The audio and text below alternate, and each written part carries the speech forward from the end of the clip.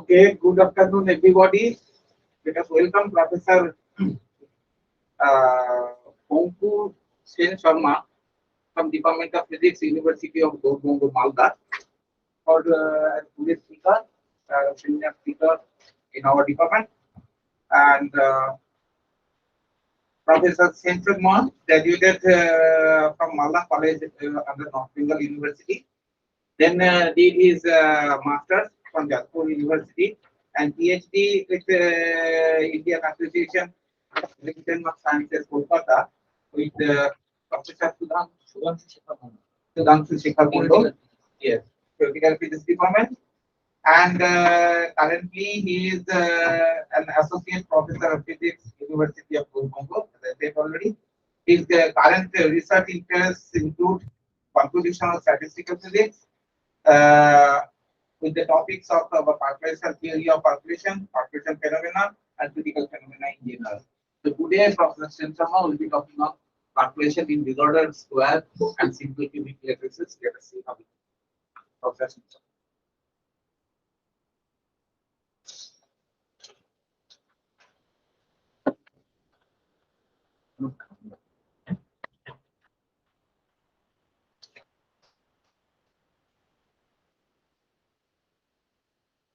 Hello, hello. Am I audible? So, a very good afternoon to you all, and thank you, Professor Manna, for a nice introduction. So, I consider myself privileged to be able to talk to you here at SMBO Center, and particularly, I am very much thankful to Professor Manna for arranging this talk. So, today I'm going to talk on percolation in distorted square and simple cubic lattices. So here is the plan of my talk. First of all, I would like to spend a few minutes on the basics, why percolation, and what are the percolation popular percolation models like side percolation, bond percolation, and side bond percolation. I'm sure I'm well aware that all of you must be knowing these things, but for the completeness of my talk, I'd like to go through, not in details, but a brief. Then I'll discuss our model, what is which is percolation in distorted lattices, and then I'll discuss on the variation of the percolation threshold with distortion, and I'll discuss the results for square and simple cubic lattices, and then I will compare our model with the side bond percolation model, and finally I will talk about the critical behavior and the universality class of this new type of percolation, and then before concluding, I'll a little bit I'll talk about what to look in future. So the results to be presented today are based on these two papers, one of which was published in Clinical Review in 2019, another on simple cubic lattice, which is accepted just 3-4 days back. So let us start. Why percolation? So this is perhaps the simplest known statistical model to exhibit. Hello.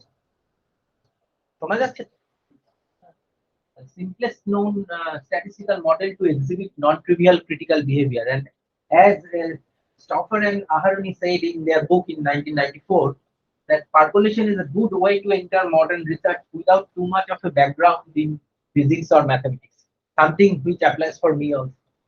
So I would look on the simpler ways to do research, and but in spite of its simplicity, the model is mathematically and physically very rich, and has wide range of applicability in physics, chemistry, biology, geophysics, and in numerous social and natural phenomena, even in economics.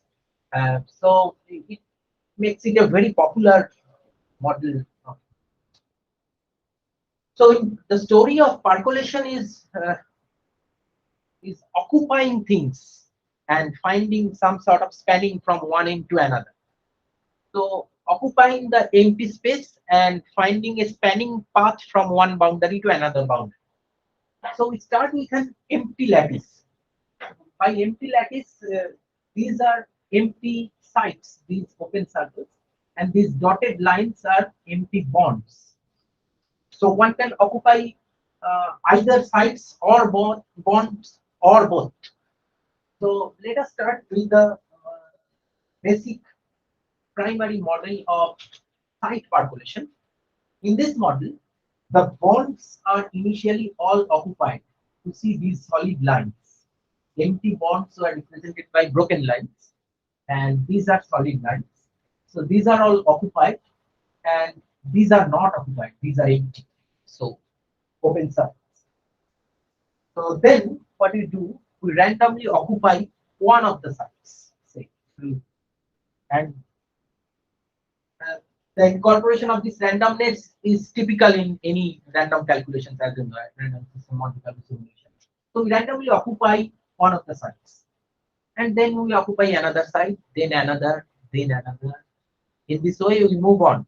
And when two adjacent sites are occupied, they form what is known as a cluster. I'm very quickly going through this. I'm sure all of you know this.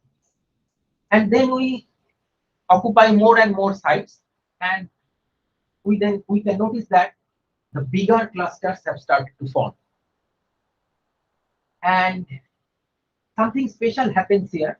It may not be visible in this slide, but it is certainly visible here.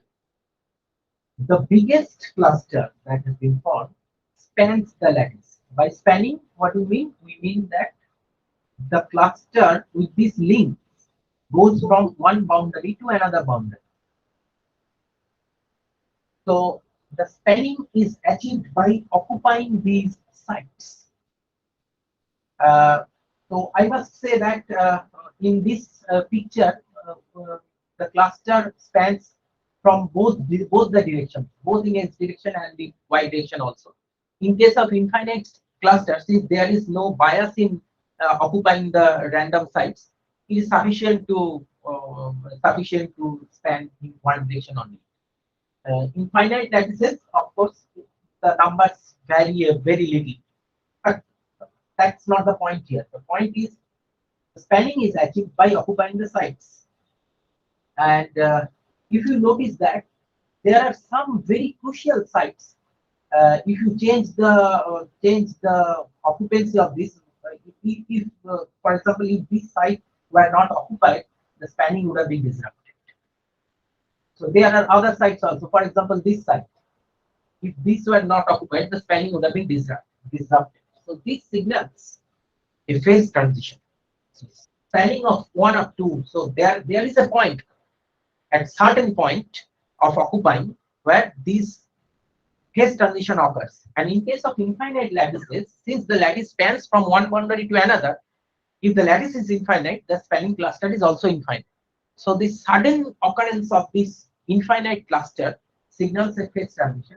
And in case of site percolation, it is nearly 0.59, means if you on an average occupy 59% of sites, nearly 59%, then the percolation will be achieved, spanning will be achieved. I'll come to this point later, but let us first. So this is a representative picture. This is 40% occupancy. This is very close to percolation threshold.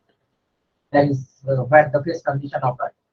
And this is well above the percolation threshold. You can notice that there are small sites here, small clusters here that are not joined. There is one spanning cluster here, but there are also many other small clusters that are not the part of this, not parts of this spanning cluster. But the clusters actually merge into the spanning clusters as you increase the occupancy. So let us move on to bond percolation, where, on the contrary, now the sites are all initially occupied, but no bonds are occupied. bonds are empty. And for better visibility, we just remove these broken lines. And now we start occupying the bonds. So here you see the bonds are getting occupied, and at certain time, instead of sites are already occupied, all are occupied. The bonds actually make the spanning. And here is the spanning cluster of bonds, this green cluster. And in this case, the spanning is achieved on an average at p equal to 0.5. That means 50% occupancy. So half of the bonds need to be occupied if you want to span the cluster. And like site percolation, in case of bond percolation also, there are some important bonds. If you do not occupy them, the spanning will be different. So this is also a signature of phase transition. And this is another model which is site bond percolation, and this actually generalizes these two basic models. For example, in this case, we start with some all empty sites and all empty bonds. Now we occupy both of them. We occupy bonds also, we occupy sites also. And the spanning is achieved through a collaboration between sites and bonds.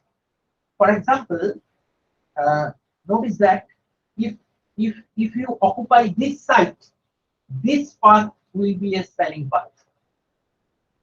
And on the other hand, if you occupy this bond without occupying this site, if you occupy this bond, then this path will be a spanning path.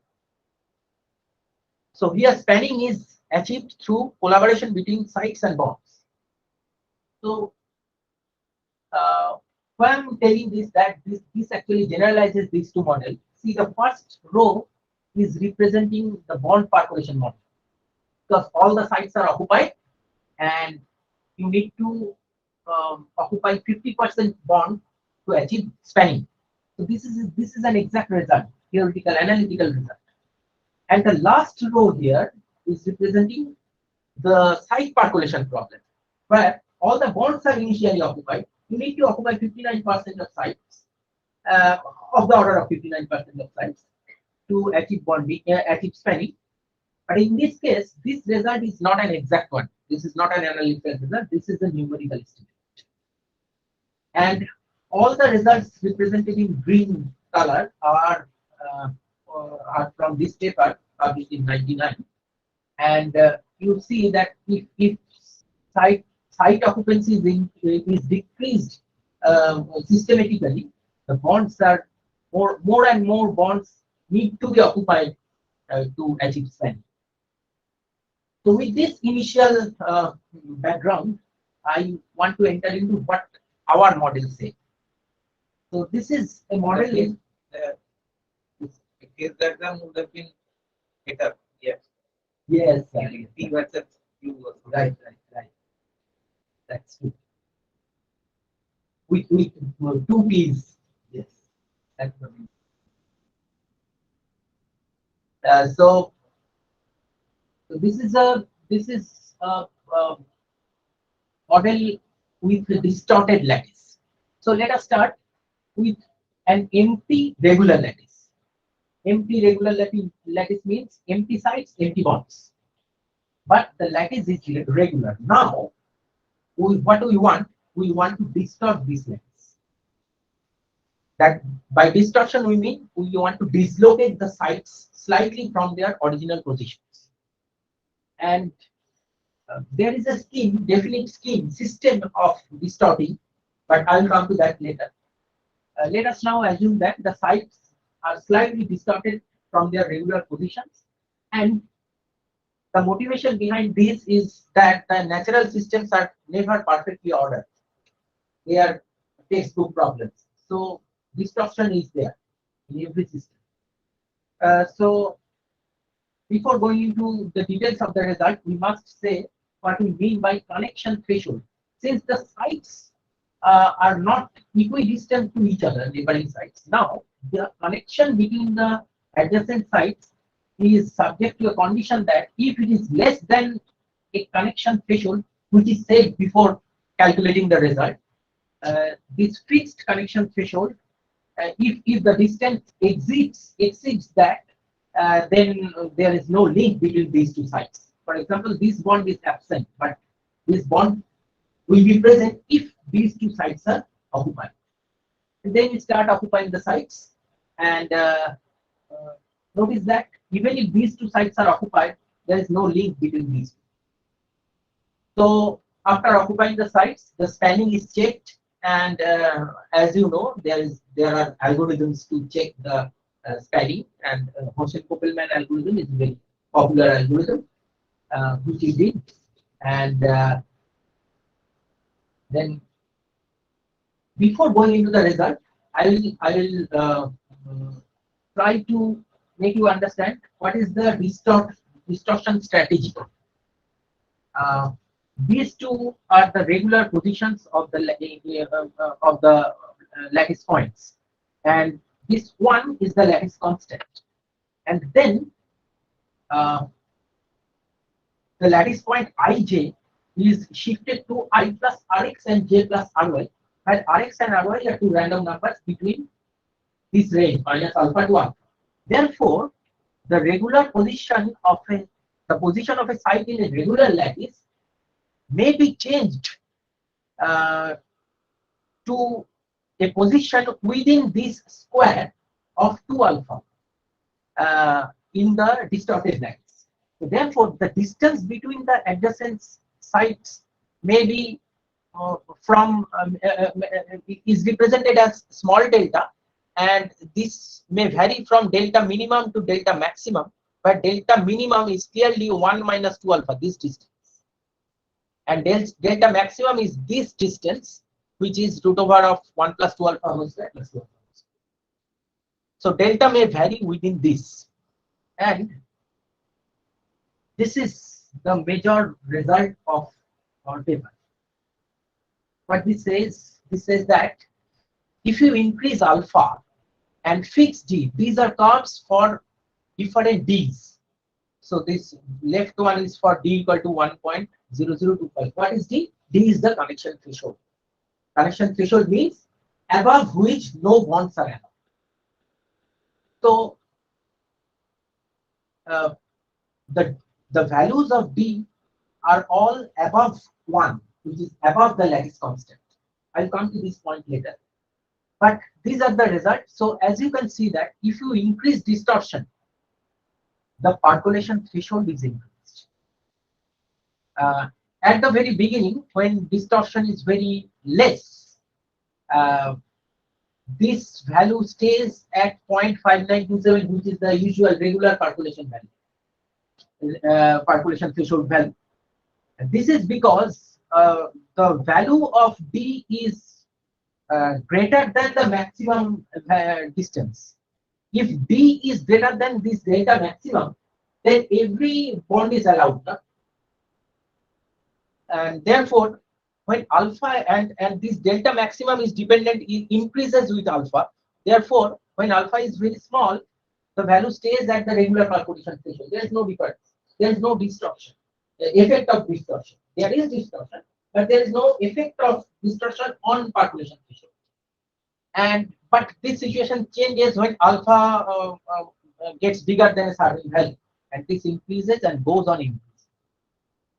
So therefore, this statement, distortion makes spanning difficult, because percolation threshold is increased means spanning becomes difficult. You need to occupy more sites to achieve spanning.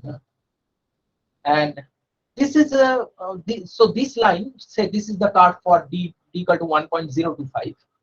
This is the region of percolating. This is the percolating region. This is not percolating region. For example, if you set alpha equal to 0.05 and say and occupy 85% of sites, then it will be spanning one. But if you occupy 70% of sites, you will not get spanning.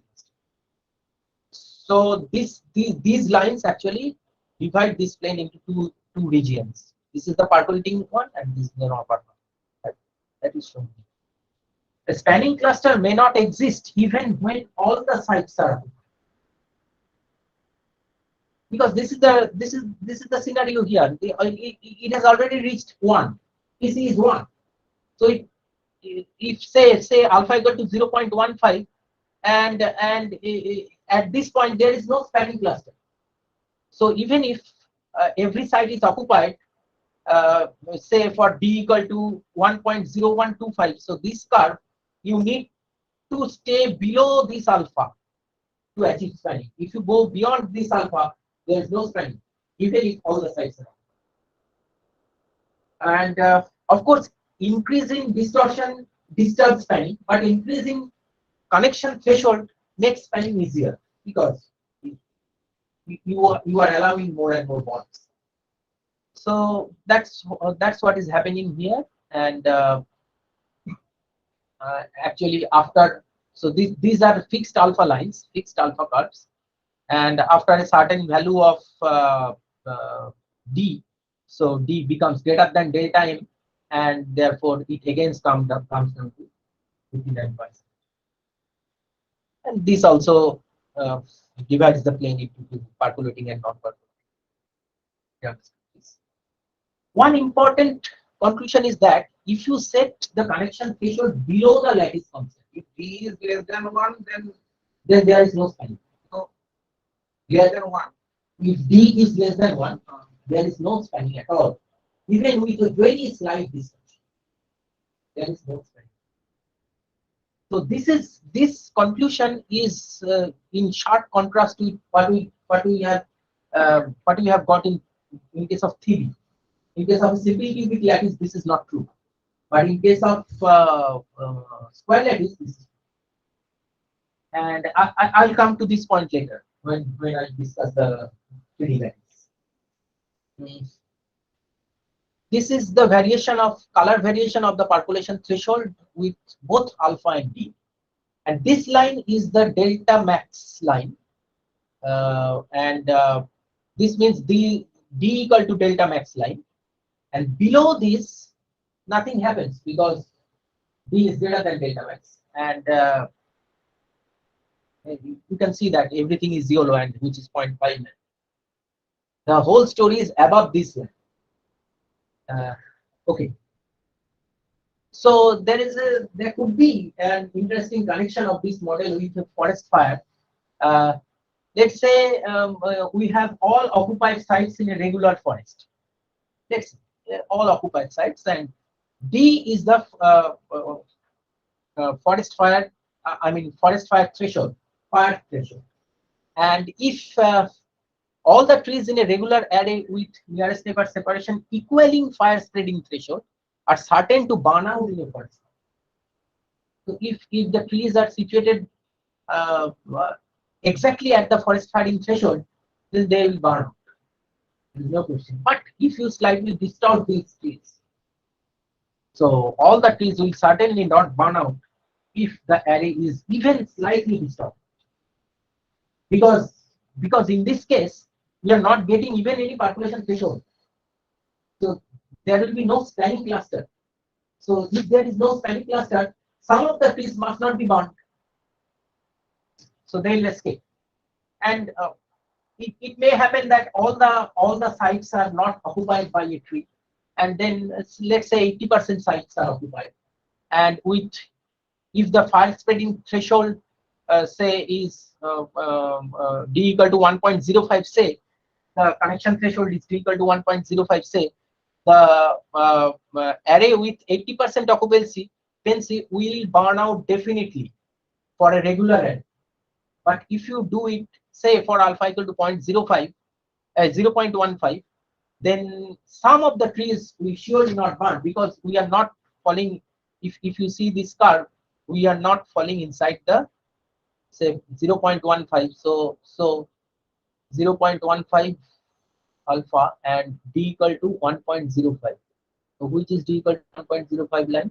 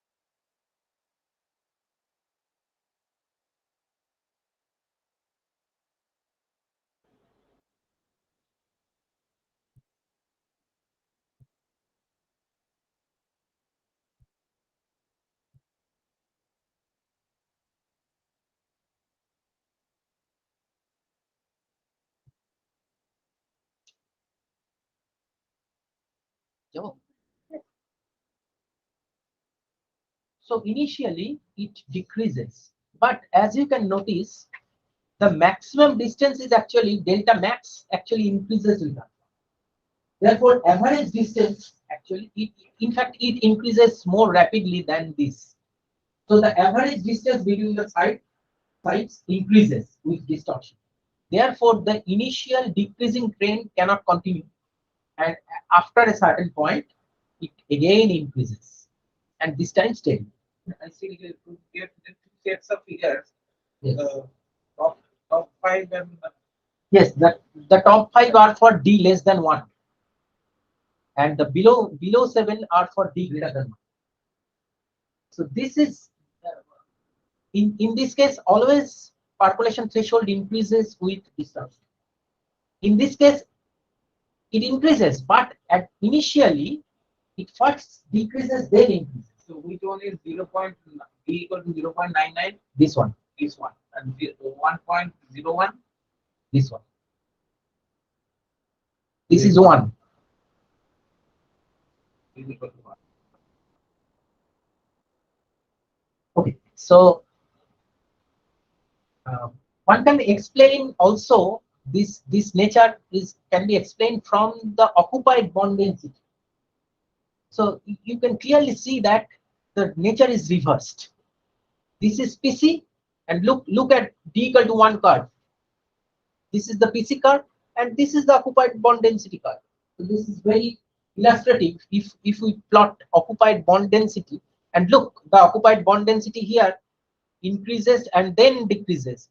Here, the PC decreases then increases. So exactly reverse nature. There is a that for 0.99 there is a minimum.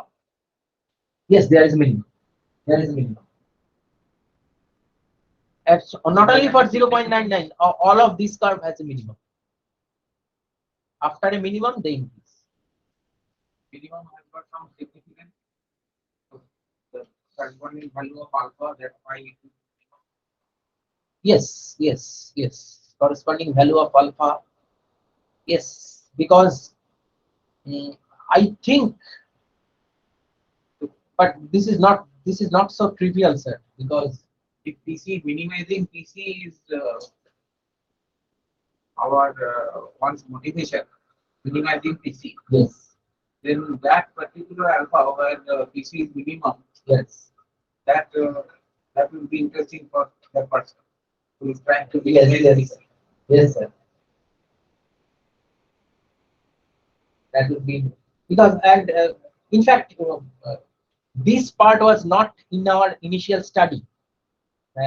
Because see, just a story that initially we didn't get it because say we set d less than 1, and then for very small values of alpha we saw that there is no spanning cluster. Then we stopped thinking on it. But one of our referees commented that I don't understand why there is no PC values for d less than 1. Then okay, let's increase alpha and see, and then suddenly we'll notice that yeah, there is in fact indeed spanning cluster. So we got this, and I think as Sir pointed out, we need to study a little bit because this is not trivial, because many things are interrelated. These values are there, these maximum minimum values are, average value is there, and then occupancy is there, value of D, everything is coupled to each other. But this is promising. This What is this continuous line? which one, sir? Line. What are the line? Every Continuous line. continuous line and then symbols. Symbols are the actually numerically obtained point. Continuous line is just joining that. Okay, so nothing else. For viewing part, nothing else. Okay, so it seems that our model is very similar to side-bound percolation model, because in our model also the spanning is achieved through occupation of sides and bonds.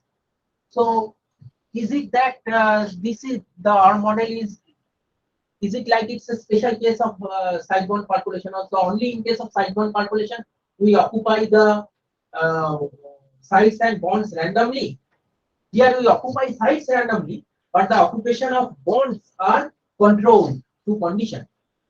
But what we noticed in case of this 3D simple cubic lattice, we noticed that say we plotted fraction of bonds with site percolation threshold.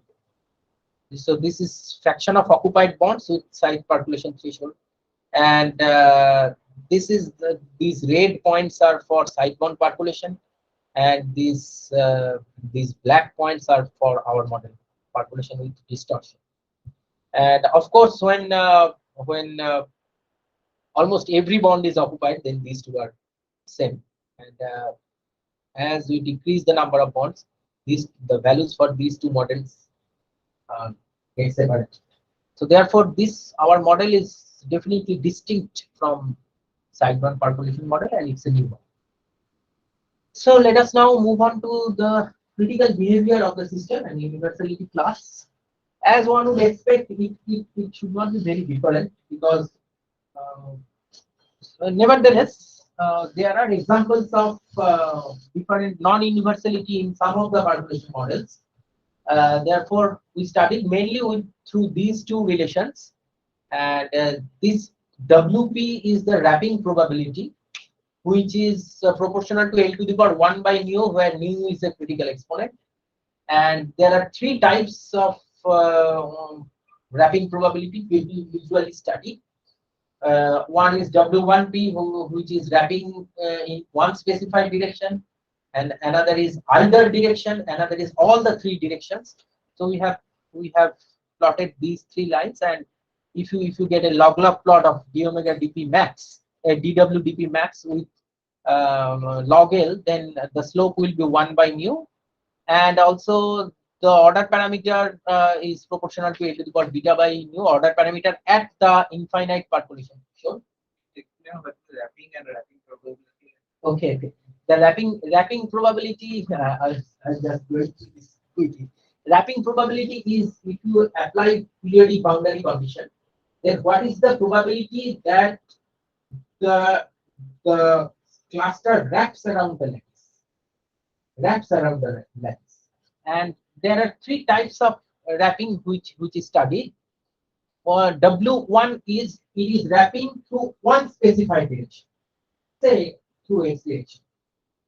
WEP is either in X direction or in Y direction or in Z direction, any one, and therefore the value of WEP is less than W1P, because there is more probability of either any one, and this W3P is highest because wrapping is needed in all the three directions. So if you apply periodic boundary conditions, so that the farthest one and the nearest one are the neighbors, then the lattice, this WPs say that what is the probability that the cluster wraps around the lattice. Sir, am I clear? Yes, and its path derivative Is the path derivative, and the plot actually looks like very similar to Gaussian type, and these points are the maximum points of those. So these are for different L's. So we get peak of DWP for different L at different points. So if we plot log L with DWP dp max, only the value, and then we get this should be proportional to L to the power 1 by mu. Therefore, log plot should have a straight line with slope 1 by mu. From this, the percolation critical exponent mu can be estimated, and this is and this can be very neatly done using Neumann-Zinn algorithm, because these wrapping probabilities are not very easy to calculate if you state go numerical. So there are convolutions and everything, and this is given in Neumann-Zinn's original paper. It's very nice methodology there. So you will get very smooth curves, even if these are very small lattices, 16, 16, 16, 24, 24, 24. So maximum is 48, 48, 48. So even if with these small lattices we are getting good result, not very bad.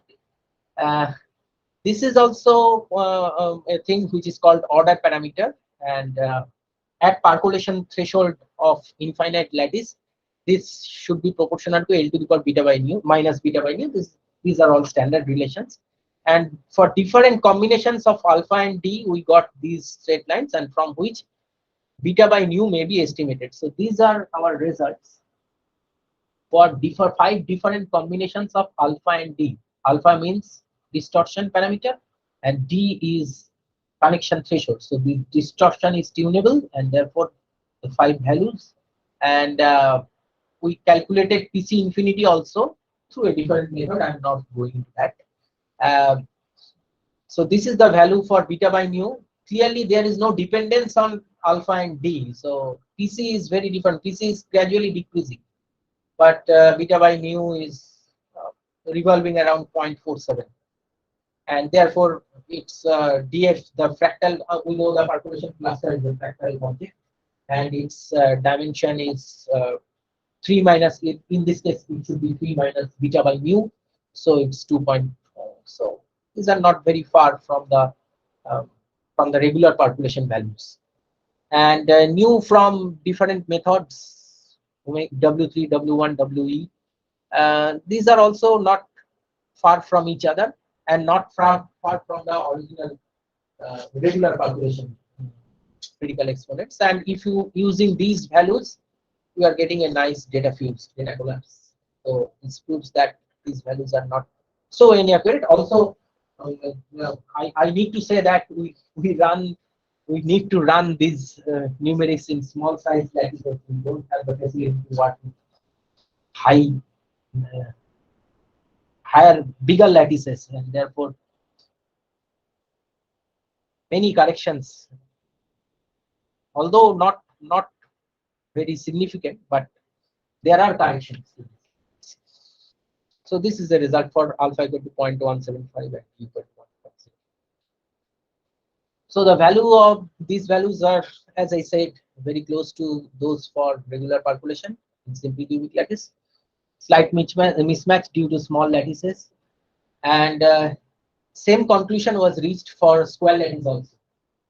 And after the publication of our square lattice paper, immediately after 2-3 months, a Korean group confirmed that this distorted percolation story also belongs to the same universality class, and they obtained more precise results because they work with bigger lattices. And anyway, the conclusion is this: that distortion does not change the universe. Going forward, BCC FCC percolation threshold can be found out. If you distort BCC, if you distort ACC. The initial results suggest that this system may not be as trivial as one would expect. But this is not confirmed. I'm not going to speak on this.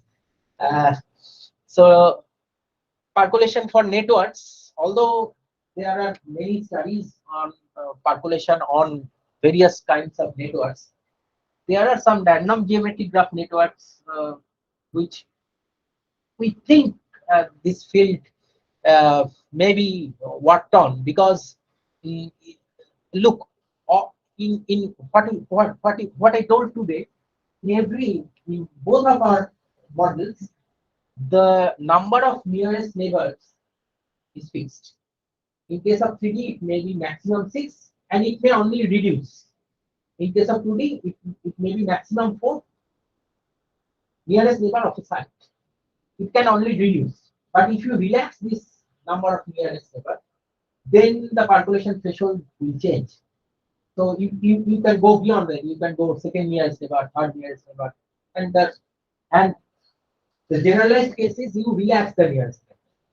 You don't know how much nearest neighbor you fall. You just capture the number of nearest neighbor within a distance, and that is what is called random geometric graphs. And this would be interesting. Although a similar model, continuum percolation, is there, but I think it could be distinct. It could be interesting. And of course, through this distortion and there is a elusive link between percolation and magnetism. I think it could be a very interesting journey towards magnetism, towards understanding magnetism through percolation. And let's see what happens. Trying hard. Thank you. These are the reference. I must say one or two lines about this paper of Malda sir, because this was the spark. What the paper was named Percolation with an additional source of disorder. Am I right, sir? This was a very interesting paper where Malda sir and Sumanto did exactly opposite what he did. That is, they fixed the sites and adjusted the range. And where we have adjusted the range and size both. So that was the initial spark, I must say. So I am indebted to Malda sir. And thank you for listening to me. Okay. Thank you Very much, Professor Sensharma, and now you'll be happy to comment. Any comments, questions, suggestions? I'd like to. I have two questions. Yes. Right. So the first one is, I mean, universal class is the continuum percolation. I mean, I don't exactly know the name of the model. So it's like putting the disc on continuum and whether they stand. Then I think the universal is different there, right? Or I don't know, right? Continuum percolation. Same. Okay, the second one is, so you plotted PC versus alpha for static G. Yes. One of the slides. Yes. Yes. No, previous one 2D. 2D. This one. Yeah. So now, I mean, if I ask you, I mean, how PC behaves around that 0.6 value, I mean, how it falls, I mean, what is the behavior? Have you checked that? I mean, as we increase distortion, Right. yes. Here, say there is no distortion. Like for a fixed distortion, take some. Yes. Say the blue line. Say the blue line. For a fixed connection threshold, say this is the blue line. This one. Okay. So this one means D is I mean 1.1, I guess. Yes. 1.1. Is 1.1. Right.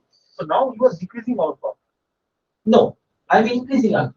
First of all, whatever, whichever direction you can take. Coming from the right. Yes, there is. So Yes, the percolation threshold is decreasing. How? I mean, For small alpha, I mean, it's algebraic. And simply the PC goes as alpha to the power some beta or something. I mean, what is the power law dependence? Yes. If you plot PC minus 0.5927, etc., this difference on a log scale with alpha. Here must be some alpha C. So plot with respect to alpha minus alpha C. No, is there alpha C? First, I mean, that is the first question. If so, I mean, how the behavior is? Okay.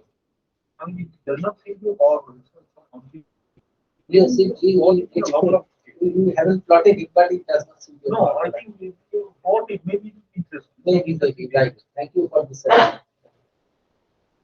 Yes, but there is. It's a similar question to the order variation of order parameter with respect to P. It's P minus PC. Yes, similar question would arise. Right.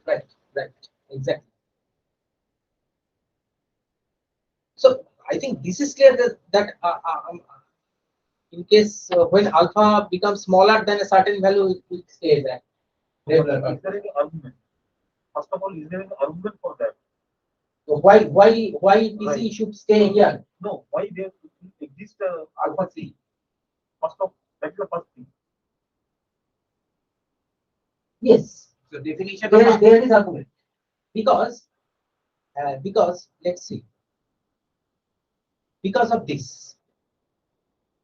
delta maximum means this distance, the maximum distance between two sides, neighboring sides, is dependent on alpha and it increases with alpha.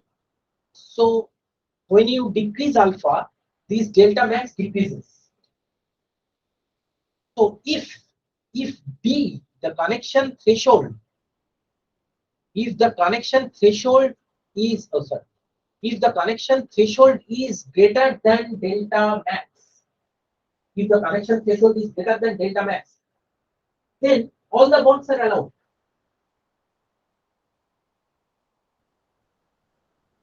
I mean, here see, if D is greater than delta max, then all the bonds are allowed. And then there should be no difference with the regular population where all the bonds are allowed.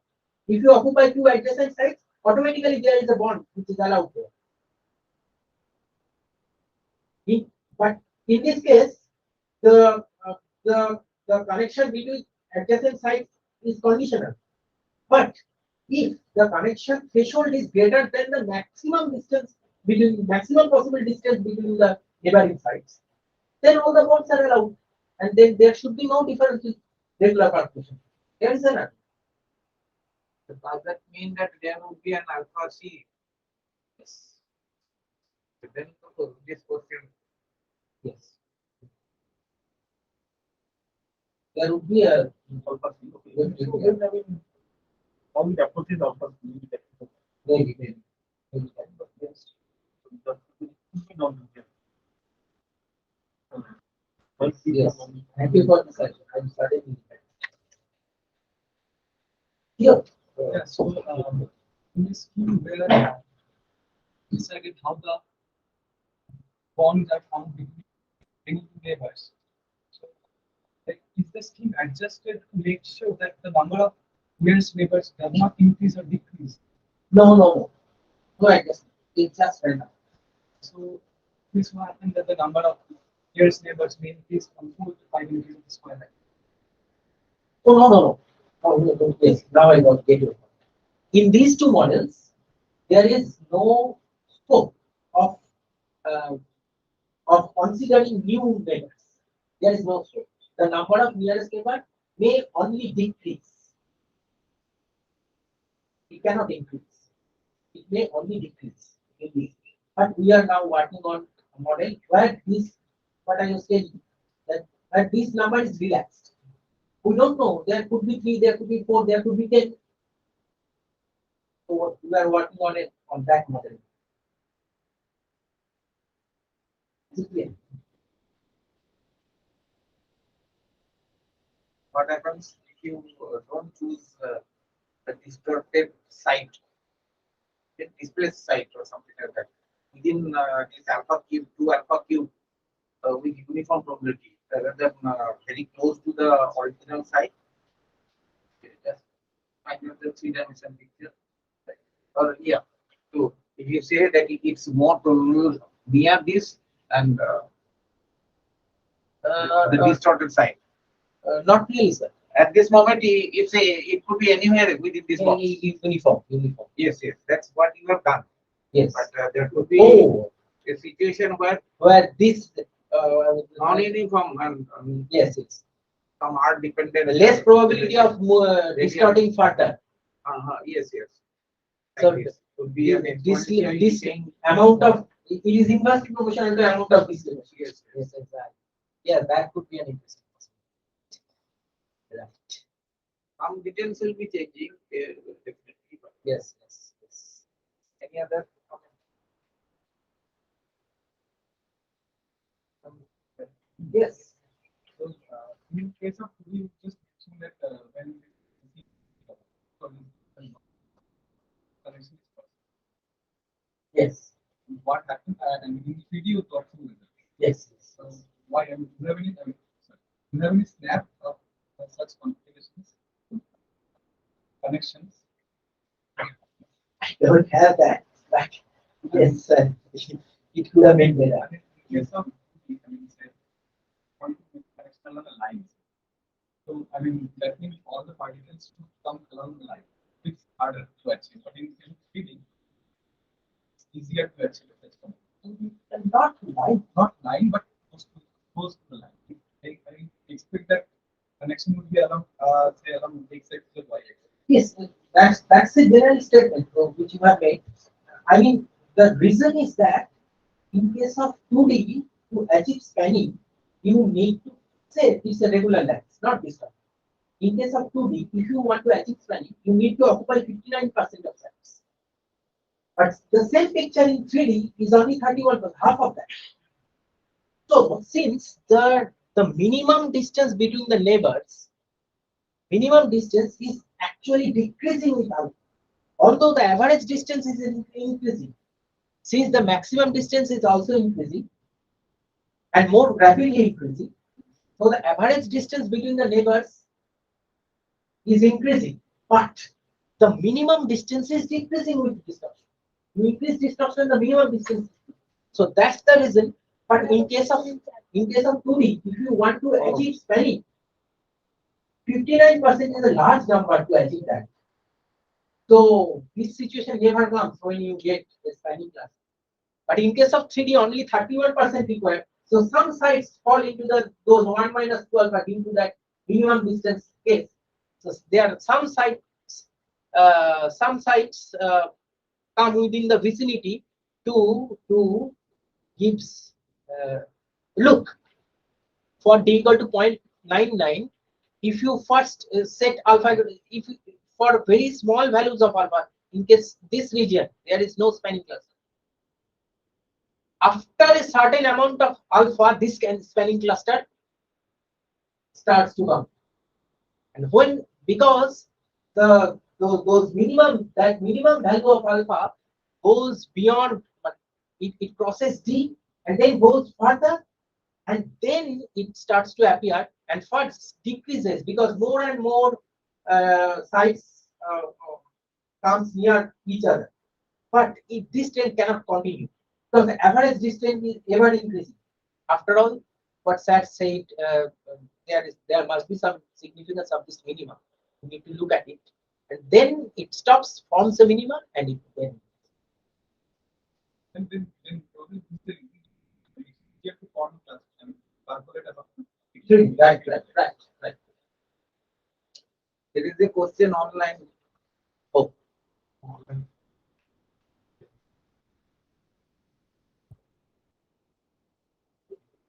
There are more possibilities. Let initially all There the are more possibilities. sites and bonds are empty. Now my question is about the time evolution of this system. Can you relate the first passage time to get the percolation threshold for different alpha and D or L? First passage time evolution. So it's what he told is some sort of random walk and first passage time. Not very clear to me. So here there is no dynamics as such. And here there is no dynamics as such. So time, sense of time. No. It's not time dependent. It's not a time dependent problem. But I wanted to understand that question again. Okay. The participant is also there. Okay. You Hello, can unmute yourself and ask the question, Ramesh, Yes. if you want. Yes. Sure. Hello. Hello. Maybe the question was asked long time ago. Is it recorded? Oh, microphone is not working. Oh, my microphone is not. So in general, this problem is not a time dependent one. So this first passage scenario is not there. No, but maybe one could think of Yes, right. situation. Like the percolation, for example, Ising model. I think that is also studied, right? The Ising Yes, model, sir. you also can ask same question. That so there the things are interacting. Yes. So now you ask at what density there will be a spanning. Yes. But then I think the university will change that. I think model on percolation cluster. No, consider Ising model. The usual Ising dynamics, and you can always take a snap of that on configuration. So now you ask at what density you get a spanning cluster. So there things are different. You are not putting particular randomly. Rather, I mean, Yeah. You consider class fields as equivalent to occupied sites. Yes. They are Right. doing their own Right. dynamics. They are doing their own dynamics. So low temperature below the Below TC. critical TC. Right. So there will be one type of cluster will be more. But whether it is spanning or not, If I reduce to T equal to 0, then it must span. Yes, that's a very interesting point, and that's what I mentioned. The elusive connection between magnetism and percolation. There is no direct study as That you say that is rudder magnets in pure systems. Yes. That is historically important for calculation is historically important for that study. Yes. But is there any direct results, sir? Magnetism, magnetic critical exponents and percolation. Is there any direct connection? there I think you can formulate this problem like, say you start with a random configuration at a particular density in the IV module, then all of it will take form a random spanning cluster. I don't see time evolution of the system. Can you relate the first passage time? Okay, keep that in mind. Okay, I think we can relate that. A random walk along the allowed bonds. Maybe. Well, I will think about it. Thank you for it. Any other comment questions?